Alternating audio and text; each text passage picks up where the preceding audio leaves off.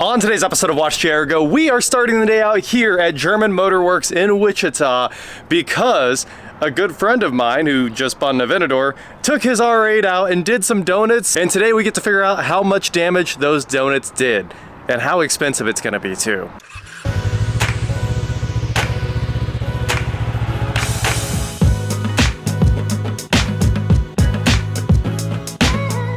What is going on, guys? I am WatchJRGo, and today, like I said, we are here at German Motor Works with Johnny's 360 Spider and Tanner's beautiful wrapped Audi R8 right here. Now, I did the PPI on this car a long time ago. He's had it for a year and a half now, and now that he owns an Aventador, well, he figured that wasn't gonna go out in the snow. This was gonna go out in the snow, and they were gonna have some fun. And they did exactly that, and it really no big deal. The same thing any car guy would be doing out in the snow with some all-wheel drive, but then there was a terrible noise. So he FaceTimed me and said, "What's going on with my car?" And I was like, "Well, you broke one of the front CVs or you broke the front diff. And we don't know which one it is yet, but one of those is hundreds and one of those is thousands. So let's see how bad it is."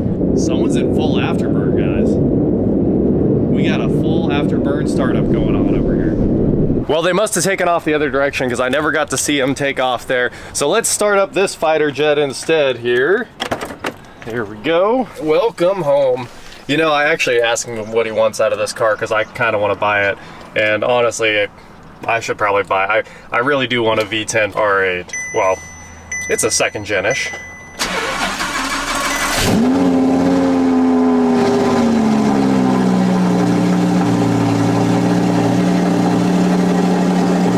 The battery's low. This thing has sat for the last, I don't know, 2 months since our last big snowstorm. So it needs to run for a little while. We've got a traction light and an ABS light, and those weren't on before, and it probably does need serviced. Who knows when the last time it was serviced. Just go ahead and put it in manual 1. Front right CV. Almost guaranteed front right CV. Reverse. That is a noise. It's rolling around on the suspension.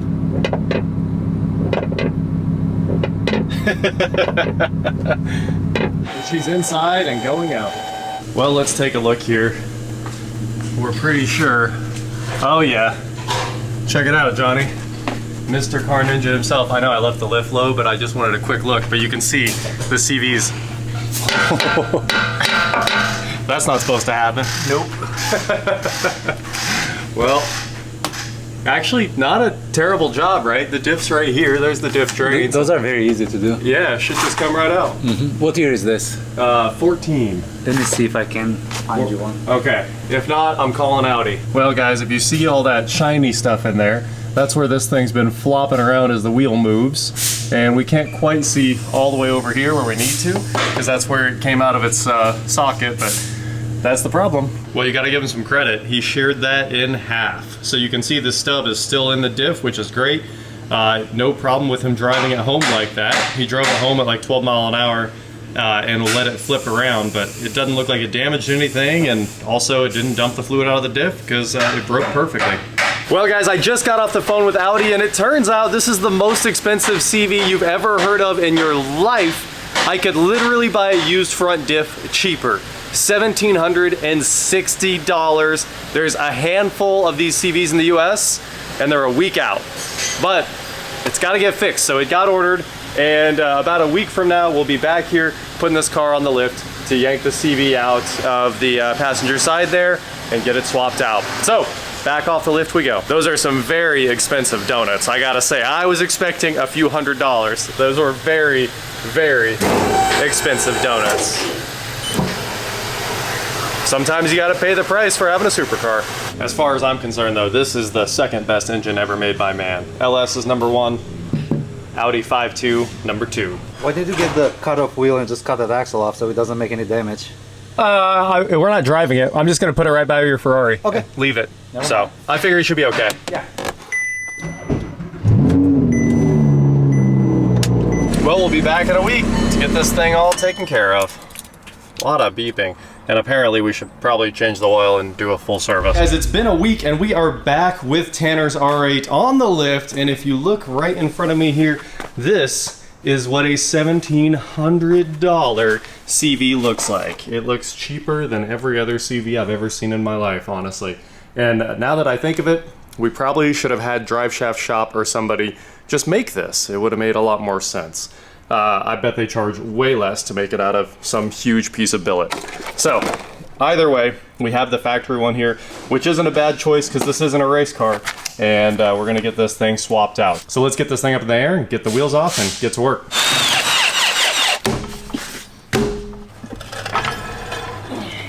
All right, we got the wheel off. Of course, it was like nearly seized onto the hub. You can see all the corrosion on there, so we'll go back with a little anti-seize to prevent that next time. Now we have to pull this gigantic hex fastener off there, and that should let the CV come right out. And luckily, inside there, it actually bolts in. So usually it's no big deal to knock this out, and we'll see how easy it is with it already broken in half. All right, ready to rock. Did you get on it, or you want to turn the wheel? I'm on it.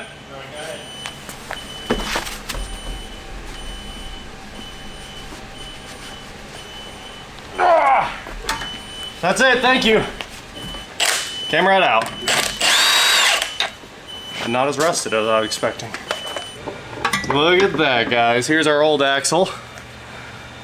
Weirdly, a lot of fluid on the back of it there. Kind of interesting. The bolt was nice and lubed up too. I don't know if this thing got cooked or where that oil's coming from. The boot looks great.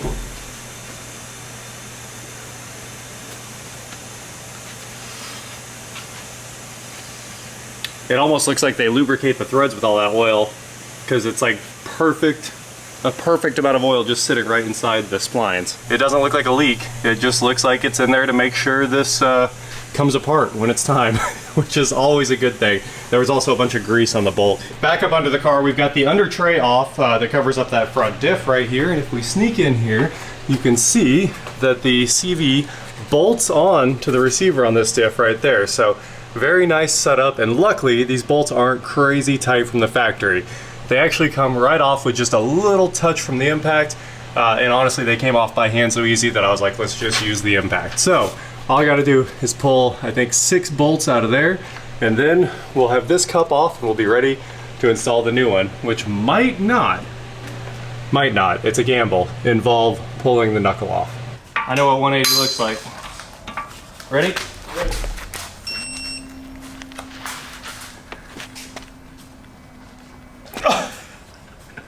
That's 40 degrees. That was 40. I'm gonna pull the torque wrench off. We'll try this right here.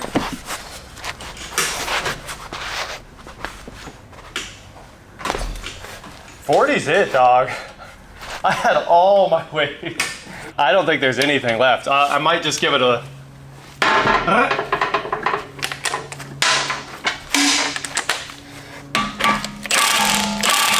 Didn't even budge. There's no 200 plus 180 about that. All right, guys, there we go. The R8 is wrapped up. The new axle is in. You can cheat a little bit. All data says you need to remove the lower knuckle bolt and lean that out, but you actually don't. If you get in there and you got a little bit of a team, Ben was over here with me, and I turned the hub out as far as it would go. You do have to have the tie rod removed, and they say to remove the sway bar link too. I don't think you even need to remove that. It wasn't really in the way, but I did.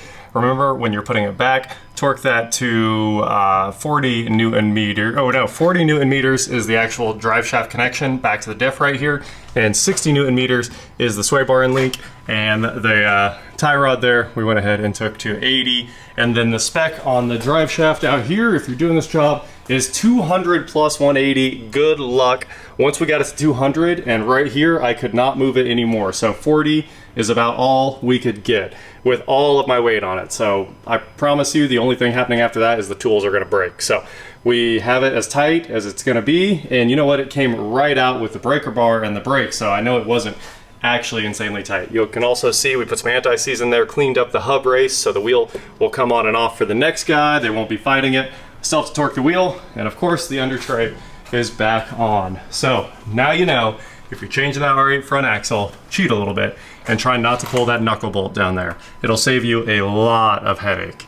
Just pop the tie rod, turn it sideways, and a little bit of prying on the CV, it'll collapse down and drop right in. So the front of the R8 is back together, and of course the check engine light or the service light's on. So today we're changing the oil too, as soon as I put it on the ground, and torque the wheel.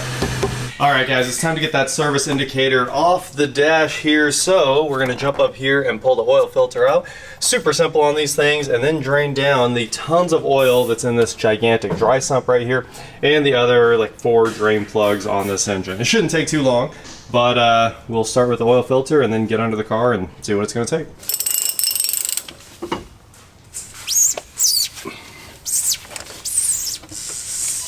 Oh, oil looks actually really recent, like somebody didn't reset the service indicator. Going back in with our fresh filter right here. You gotta line up the little tab.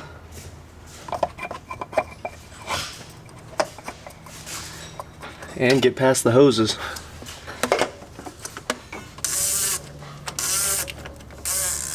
Here we are under the R8, and you can see that we've got 2 of the drain plugs out. It's tough to pull them all because you need a huge space to catch all the oil that comes out of these things. But you start over here on the driver's side of the engine. That's the sump, that big black pipe right there. Almost all the oil is going to come out of that black pipe because it's the lowest, well, the lowest point the sump system gets to, and then after that, it's all engine, right?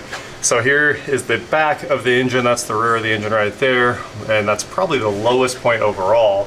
So we've got that one out, which is right in the middle. And then after that, you got to get this one, and the one that's buried way up in there. I just remarked that, so if anyone's working on this in the future, they can find it. And then this one, and I feel like there's one more. There's 5, right? Let's see, 1, 2, 3, 4, 5. That's it, okay. I told you guys where they're all out. Now you know if you're working on an R8. Make sure you pull all 5, or just change the engine oil often, which is a philosophy a lot of people go with. They just keep doing the sump one by itself and change it every 3,000 or something like that. You could do that, or you can pull them all. And of course, while we're in here doing that, I'm out grabbing fresh crush washers and throwing everything back in, so it's nice and new and hopefully doesn't leak. It was seeping around that one, so maybe they didn't change the crush washer, but we're changing it.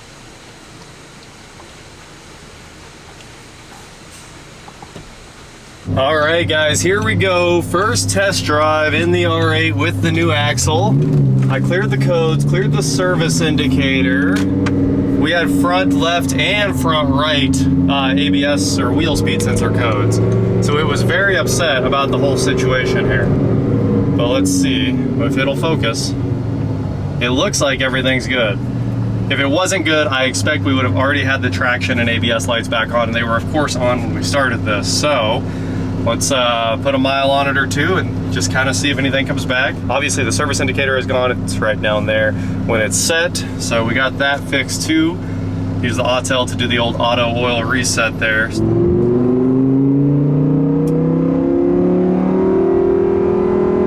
And let's see what happens.